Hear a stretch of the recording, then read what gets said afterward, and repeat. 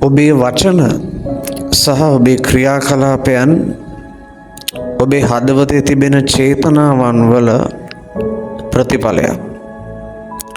ඔබේ වචන වලින් ඔබ බොහෝ දේවල් ප්‍රකාශ කරන්න, පැහැදිලි කරන්න ඔබ උත්සාහ කරනවා.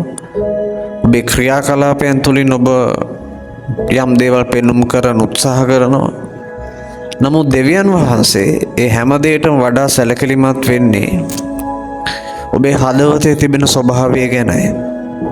දේ වචනේ කියන මනුෂ්‍යතේ මේ පිටස්තර පෙනීම බැලුවත් උන්වහන්සේ අපේ හදවත බලන්නේ.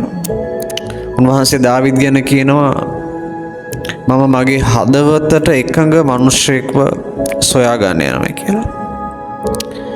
බොහෝ වෙලාවට ඔබේ වචන වලින් ඔබේ ක්‍රියාකලාපයන් වලින් ඔබ බොහෝ දේවල් කියන උත්සාහ කරත් ආත්මික මිනිසෙක්ට පුළුවන්කම තිබෙනවා ඔබේ වචන වලින් ඔබේ ක්‍රියාකලාපයන් වලින් ඔබ කියන උත්සාහ කරන දෙයට වඩා ඔබේ ඇතුළාන්තයේ තිබෙන චේතනාව මොන වගේද කියලා ආත්මේ විමසා දැනගන්න බලන්න.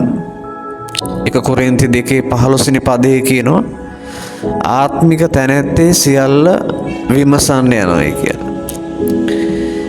එනිසා ඔබේ වචන වලින් සහ ක්‍රියාකලාපයන් වලින් ඔබ මොන දේ කියන්න උත්සාහ කරත් ආත්මික මිනිසෙක්ට ඔබේ චේතනාව කුමක්ද කියා තේරුම් ගන්න පුළුවන්කම තිබෙනවා.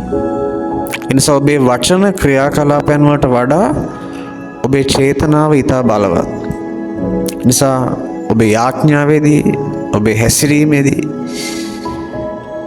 මේ චේතනාවයි ඔබේ වචනයි ක්‍රියාකලාපයන් දෙකක් බවට පත් කරගන්න එපා. එකක් බවට පත් කරගන්න. දෙවියන් වහන්සේ ඔබට ආශිර්වාද කරනසේක්වා.